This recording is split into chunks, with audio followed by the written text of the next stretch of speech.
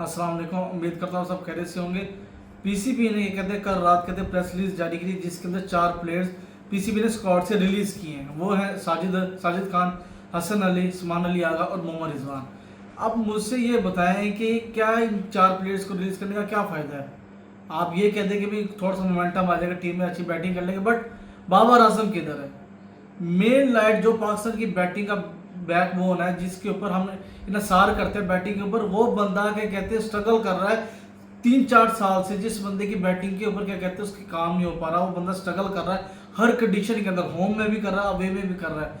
उस बंदे की क्या कहते हैं लास्ट सेंचुरी क्या कहते हैं नेपाल के खिलाफ थी, वो भी एशिया कप के अंदर। उसके बाद वो बंदा ना टेस्ट में परफॉर्म कर सका, ना ओडीआई के अंदर कर सका।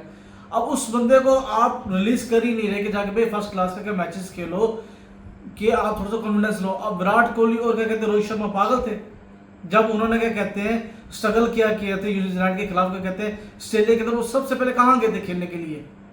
फर्स्ट क्लास के मैचेस ही खेलने गए थे ना, एक आधा मैच ही खेला था कि कॉन्फिडेंस है। अब बाबर आजम में ये चीज़ इंप्लीमेंट क्यों नहीं होती? अब जो बंदा कंटिन्यूसली फेल हो रहा है, जिस बंदे क्या कहते हैं कॉन्फिडेंस ही नहीं है। अब आप देख लें उस सबके कहते हैं सोशल मीडिया पे जो जर्नलिस्ट रिपोर्टिंग कर रहे हैं क्या कहते हैं पाकिस्तान की प्रैक्टिस के मैचेस की, उसके अंदर बाबर आजम स्पिनर के खिलाफ आउट हो रहा है, नुमान अली के खिलाफ, कभी साजिद खान के खिलाफ स्ट्रगल कर रहा है, कभी मोहम्मद अली उसको बोल्ड मार रहा है। इसका क्या मतलब कि बाबर आजम अभी भी उस शेप में नहीं है जिस बाबर आजम से हम एसोसिएट थे आज से कोई 3-4 साल पहले। अब इतना इसकी बैटिंग में इतना गैप है, जो बंदा स्ट्रगल कर रहा है। और अब आगे बना भी क्या पिचेस रहे, वो भी बना रहे हो क्या कहते हैं खापा पिचेस, स्पिनर। अब स्पिनर उनके पास भी अच्छे हैं महाराज। अब बाबर आजम का तो ट्रैक रिकॉर्ड है कि बाबर आजम को कहते हैं स्पिनर्स के खिलाफ स्ट्रगल करता है लेफ्ट आर्म के अंदर। अब लेफ्ट आर्म का एंगल होगा उसके अंदर बाबर आजम स्ट्रगल कर रहा है। वो बंदा जाके अगर फर्स्ट क्लास के एक आधा मैचेस खेल लेगा तो किसका फायदा होगा? बाबर आजम का होगा ना, और फिर पाकिस्तान का होगा फायदा। आप रिजवान को और क्या कहते हैं उस्मान अली आगा को आप भेज देते हो यार। उस्मान अली आगा तो एशिया कप का मैचेस खेल चुके आ चुका है, स्पिनर्स को भी उसने खेला, अफगानिस्तान के स्पिनर्स को खेला उसने, इंडिया को खेला है, और उस कंडीशन से एसोसिएट होकर आ रहा है उस्मान अली आगा कहीं ना कहीं पे। मोहम्मद रिजवान सीपीएल के अंदर खेल चुका है। बाबर आजम ने कहाँ खेला है? बाबर आजम यही कि लाहौर के अंदर एनसीए के अंदर कोई क्लब के एक आधा मैचेस खेल लिया, या थोड़ा सा क्या कहते हैं कोई ट्रिप शिप मार ली। अब इससे तो बाबर आजम की फॉर्म वापस नहीं आनी ना। बाबर आजम की फॉर्म कहाँ से वापस आएगी? कहाँ उसकी बैटिंग अंदर क्या लगेगा हाँ बाबर आजम आज उस रिदम के अंदर है कि जाके वो फर्स्ट क्लास के अंदर मैचेस खेलेगा, थोड़ा सा वहाँ टाइम स्पेंड करेगा, पता भी चलेगा कि हाँ इस प्लेयर के अंदर में इतना गम दम है कि इसके पीछे इतना रन है।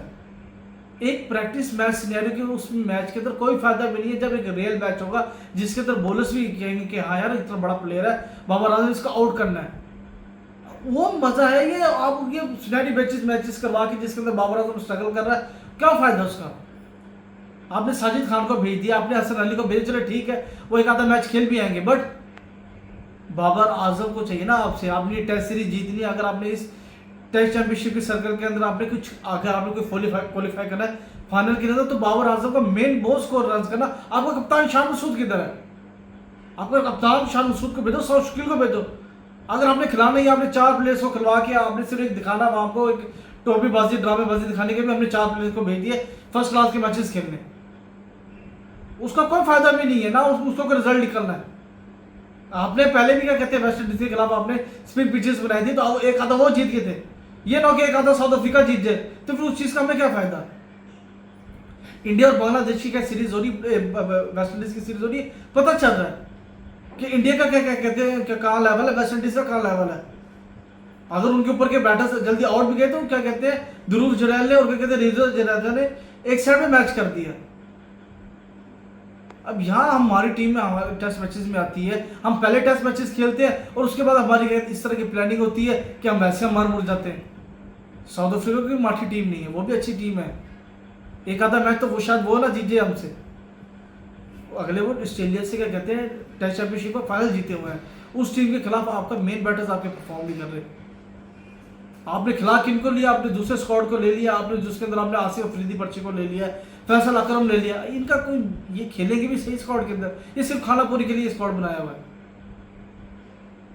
बाबर आजम था, बाबर आजम से हेड कोच बात करता है, अजहर महमूद बात करता है, आकिब जवेद बात करता है कि यार बाबर आपके रन नहीं है कि आप जाओ थोड़ा सा फर्स्ट क्लास के अंदर एक आधा मैच खेल लो जब आपका 12 तारीख का मैच है। वो बंदा बेशक वहाँ फेल होता, बट ये होता कि उस बंदे ने परफॉर्म किया है, थोड़ा सा वहाँ खेल के उस क्या कहते हैं उस कंडीशन के साथ यूज टू हो गया। अब वो बंदा यूज टू है नहीं, वो बंदा अपने कंफर्ट लेवल के अंदर खेल रहा है, वो बंदा सिर्फ उन्हीं खिलाड़ी को खेल रहा है जिनके साथ वो टाइम स्पेंड कर रहा है।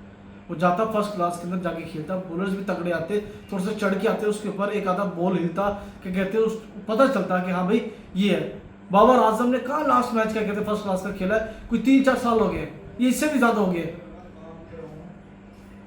दुनिया कहाँ पे कहाँ चली गई है, दुनिया के क्या कहते हैं प्लेयर्स बड़े, मार्नस लविशन हो गया, स्टीवन स्मिथ हो गया, ट्रेविस हेड हो गया, ये सारे जब ऑस्ट्रेलिया के अंदर क्या कहते हैं फर्स्ट क्लास के मैचेस होते हैं वो खेलते हैं। हमारे प्लेयर पता नहीं ऐसे कौन सी क्या कहते हैं सुपरस्टार जो खेलने का नाम ही नहीं लेते। आपको ऑन गोइंग सीजन चल रहा दिया जाएगा, आपका सबसे बड़ा टूर्नामेंट है रेड बॉल का, अगर आपके वही मेन प्लेयर्स नहीं खेला तो फिर इनका खेलने का क्या फायदा।